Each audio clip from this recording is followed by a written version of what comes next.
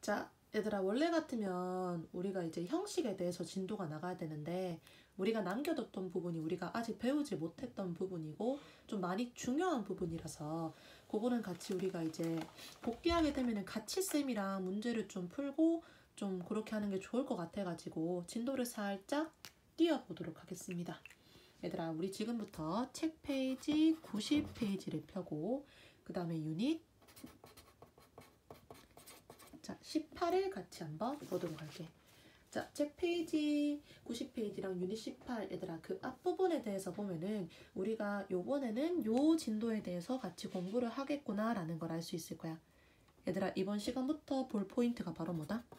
조동사에 대해서 공부를 할 거다 라고 됩니다.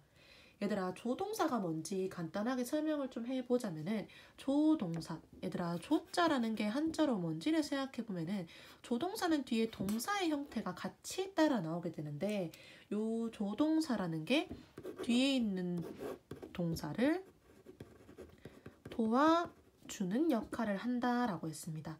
왜? 요 조자가 무슨 조자이기 때문에 바로 도울 조자라는 요 한자이기 때문에 조동사는 뒤에 있는 동사를 도와준다. 즉, 요 동사의 해석을 도와준다라고 되거든. 그게 무슨 뜻인지 간단한 문장 한번 우리 예시를 들어서 설명을 해보도록 합니다. 자, 나는 수영할 수 있다. 나는 수영할 수 있다. 얘들아 어떻게 만들지?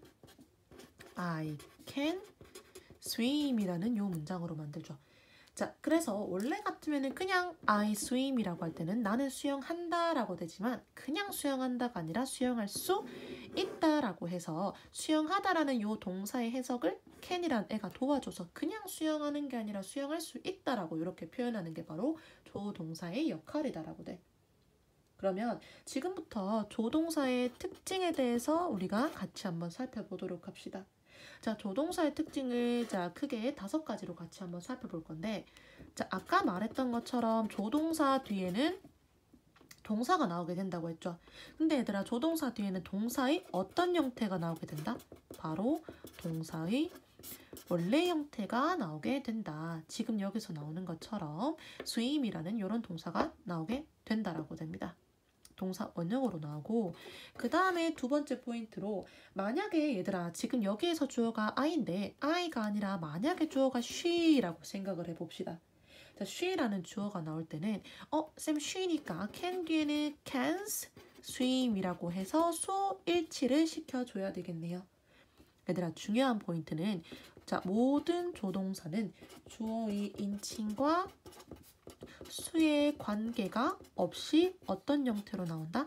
다 똑같은 형태로 그대로 나오게 되는 게 바로 조동사다라고 됩니다.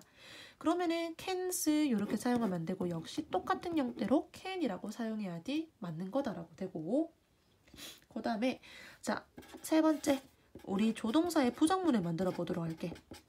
조동사의 부정문은 조동사 뒤에다가 not을 붙이고 뒤에 동사 원형의 형태를 쓰면 된다라고 되죠. 자, 이렇게 돼서 그러면 요 문장을 우리가 예시로 부정문 만들어 보도록 합시다. 어떻게 만든다? I cannot swim이라고 만들죠. 그리고 요거는 뭐도 가능하다? can't라는 형태로 축약도 가능하다라고 되겠네.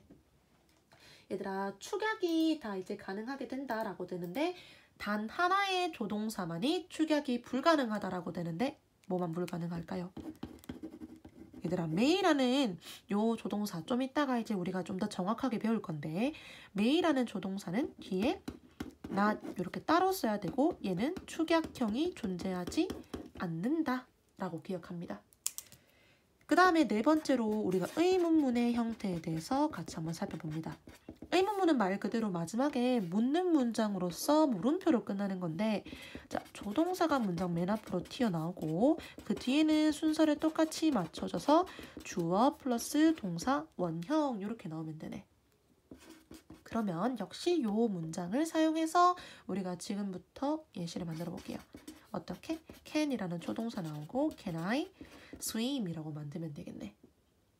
그 다음에 5번째 형태는 얘들아 실제로 학생들이 살짝씩 실수를 하는 그런 형태인데 얘들아 예를 들어서 어떤 문장이 있냐면 쌤이 한글의 해석을 말해볼 테니까 너희가 한번 지금부터 문장 만들어 보자. 나는 수영할 수 있을 것이다. 자, 지금은 못하는데 미래에는 할 수 있을 거야 라는 뜻을 나타내는 거거든. 다시 나는 수영할 수 있을 것이다. 그러면 얘들아 나는 자 할 것이다. will. 그 다음에 할 수 있다. can. 무엇을? 수영을. 이렇게 되면은 선생님 나는 수영할 수 있을 것이다. 괜찮은데요? 근데 얘들아 이렇게 우리 문장 사용할 수 있다? 없다? 문장을 사용할 수가 없다라고 됩니다. 얘들아 왜 그러냐면은 조동사는 뒤에 이렇게 나란히 두 가지 조동사를 쓸 수가 없다라고 돼요. 자, 요게 불가능하기 때문에 우리가 요거를 변형시켜줘야 되겠네. 어떻게? 뒤에 있는 조동사를 우리가 조동사의 그 형태가 아니라 다른 형태로 변형을 시켜줘야만 한다라고 됩니다. 그러면 can 뭐뭐 할 수 있다. 좀 이따가 좀 더 배울 거지만 뭐뭐 할 수 있다라고 할 때 얘들아 우리 can 대신에 뭐 사용할 수도 있어? be able to라고도 사용 가능하죠. will이 조동사기 때문에 얘들아 be 동사 원형도 그대로 적어줘서 I will be able to swim 이렇게 써야지 맞는 문장이 된다라고 됩니다. 자, 이게 바로 우리가 조동사의 특징 5가지라고 보면 되고 그러면 지금부터 본격적으로 조동사의 자, 종류에 대해서 오늘 3가지를 볼 겁니다. 얘들아 첫 번째로 우리가 잘 아는 여기서 예문으로도 사용했던 조동사지 can이라는 조동사를 보면은 첫 번째로 능력과 가능을 뜻하는 우리가 이제 제일 일반적으로 알고 있는 can의 뜻입니다. 뭐라고 해석한다 했어? 뭐뭐 할 수 있다라는 이런 해석으로서 방금 했죠? 얘들아 뭘로도 바꿀 수 있다라고 돼? be able to라고도 바꿨을 수 있습니다. 자, 여기에서 우리가 예문 많이 충분히 써서 두 번째로 바로 넘어갈게요. 두 번째 can의 해석 같은 경우는 바로 허락을 하거나 허가를 해주는 표현으로서 자, 누구한테 말 그대로 뭐뭐 해도 된다라고 허락을 내리는 거야. 뭐뭐 해도 된다라고 허락을 내리는 걸로써 예를 들어서 너희가 숙제를 다 끝낸 거야. 숙제를 다 끝내서 이제 어머니께서 너희한테 휴대폰을 사용할 수 있는 그런 이제 허가를 내리는 겁니다. 어떻게? 예문 들어볼게요. You can use your cell phone. 자, 너는 사용할 수 있다. 사용해도 된다. 너의 휴대폰을. 얘들아, 이때는 말 그대로 사용할 수 있는 능력을 말하는 게 아니죠. 너는 휴대폰 사용해도 돼. 이렇게 엄마에 의해서 혹은 타인에 의해서 허락이 된 문장이 되고 근데 얘들아 우리가 can이 허락이라는 요 표현으로 사용이 될 때는 can 대신에 사용할 수 있는 조동사가 한 개 더 있습니다. 뒤에서 배울 조동사인데 can 대신에 뭐도 사용이 가능하다? 바로 may도 사용이 가능하다라고 돼. 자, 그러면은 이때 우리가 can use 대신에 어떻게도 사용할 수 있다? 바로 may use라고도 사용이 가능합니다. 자, 그 다음에 바로 세 번째 포인트로 가보면은 바로 요청과 부탁이라고 해서 누구한테 말 그대로 내가 이거를 해줄 수 있는지 요청을 하는 거야. 어떻게? 뭐뭐 해 줄래요? 뭐뭐 해 주겠어요? 이런 식으로 요청을 하는 포인트입니다. 자, 요거는 보통 의문문으로 특히나 많이 사용되는데 쌤이 예문 하나만 적어볼게요.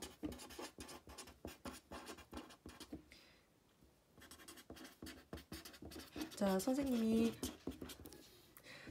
너희 이제 보통 이제 단어 매겨준 다음에 그 단어에 대해서 선생님이 매겨주고 친구들한테 좀 이렇게 전달해달라고 많이 말하죠. 자, 그것도 이런 식으로 사용하면 됩니다. Can you pass me the sheet? 이렇게. Can you pass me the sheet?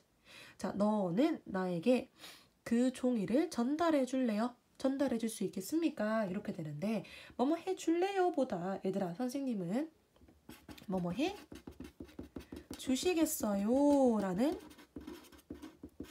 이런 표현으로 조금 더 공손하게 쓰고 싶다라고 됩니다. 얘들아 그러면은 can 대신에 조금 더 공손하게 쓰기 위해서는 우리가 뭘로도 사용 가능하다? can의 과거형을 이 자리에서 쓸 수가 있다라고 됩니다. 그러면은 얘들아 can의 과거형은 어떻게 생겼죠? could. 그렇지. 그래서 우리가 could를 사용하면은 조금 더 공손한 그런 표현이 되겠구나. 좀 더 정중한 표현이 되겠구나. 그리고 얘들아 여기에서 조금만 쌤이 좀 더 덧대주도록 할게요. 우리가 이때 뭐뭐 해줄래요? 라는 이런 요청과 부탁의 캔으로 쓰일 때는 이때는 우리가 can 대신에 하나 더 사용할 수 있습니다. 좀 이따 또 뒷파트에서 배울 거야. 바로 will이라는 조동사도 사용이 가능하다라고 됩니다.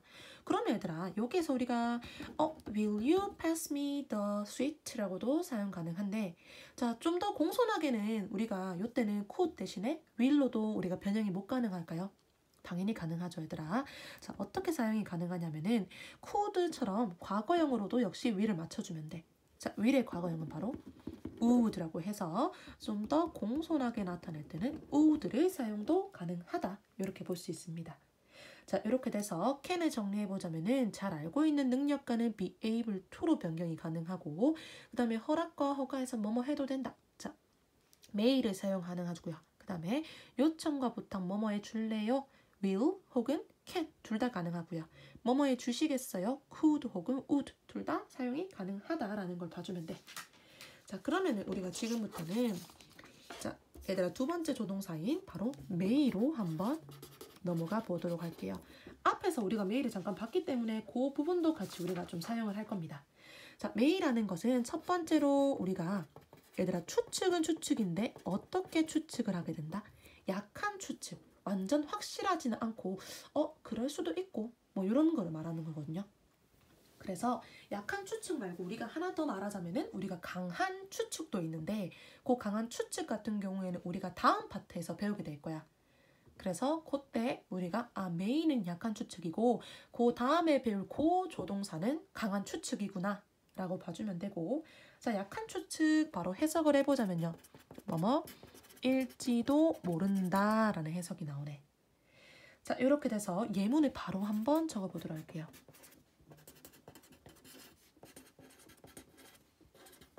He may have a plan 이라고 됩니다. 그는 자, 뭐일지도 모른다? 가지고 있을지도 모른다 한 계획을. 근데 얘들아 요거도 약한 추측이긴 한데 어떤 사람이 이 문장을 말할 때 확실하지 못해. 얼만큼? 아닐 가능성도 굉장히 크기도 하고요. 여기서 그럴 수도 있고 아닐 수도 있고 라고 해서 지금 may보다 그냥 약한 추측이 아니라 더 약한 추측을 하고 싶어. 더 약한 추측을 할 때는 우리가 사용 가능한 조동사가 역시 있습니다. 얘들아 may의 과거형을 사용하면 되는데 may의 과거형은 바로 어떻게 생겼다? might라고 생겨서 우리가 이 자리에서는 may 대신에 might를 사용해도 되고 might를 사용할 시에는 좀 더 약한 추측을 나타내는구나 라고 볼 수 있습니다. 그 다음에 두 번째로는 우리가 자, 허락과 그 다음에 허가의 포인트 아까 봤었던 부분이죠. 뭘로 대체 가능했던? can으로 대체가 가능해서 뭐뭐 해도 된다라는 문장을 나타내겠네. 그러면 얘들아 아까 우리가 그걸로 예문 만들어 봤으니까 같이 예문 한번 만들어 보자. 쌤이 한번 시간을 줄 테니까 한번 만들어 봐봐. 자, 내가 그 비밀을 드러내도 될까요? 다시 한번. 내가 그 비밀을 드러내도 될까요?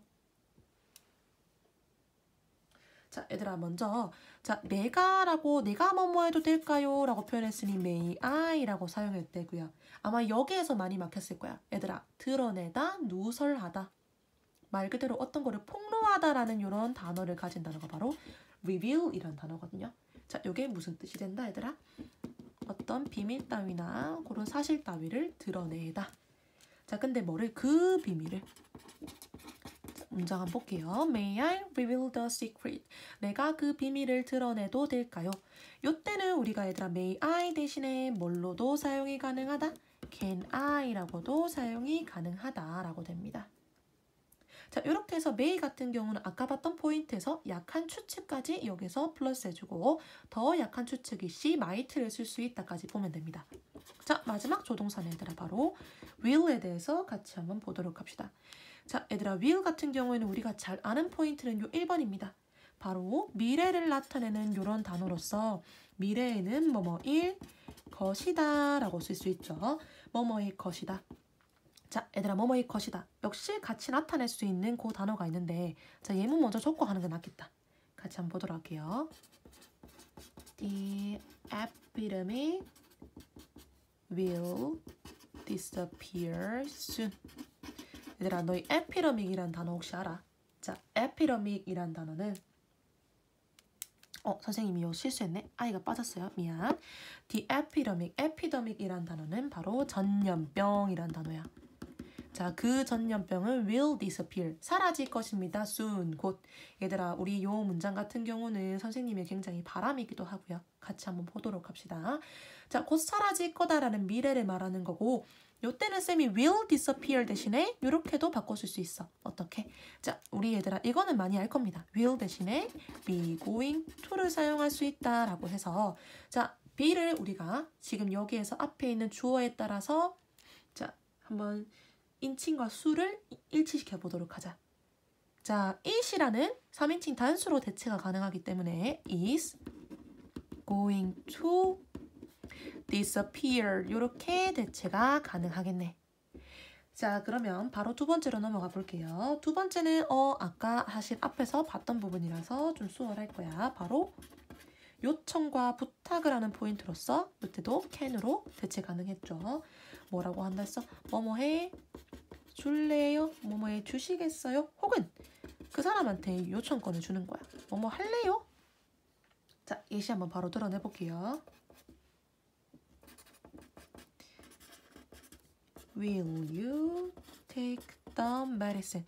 자, 갑자기 어떤 사람이 뭐 이렇게 복통을 가지고 있다. 배가 아프다고 한다. 이럴 때 이렇게 표현할 수 있어. 어떻게?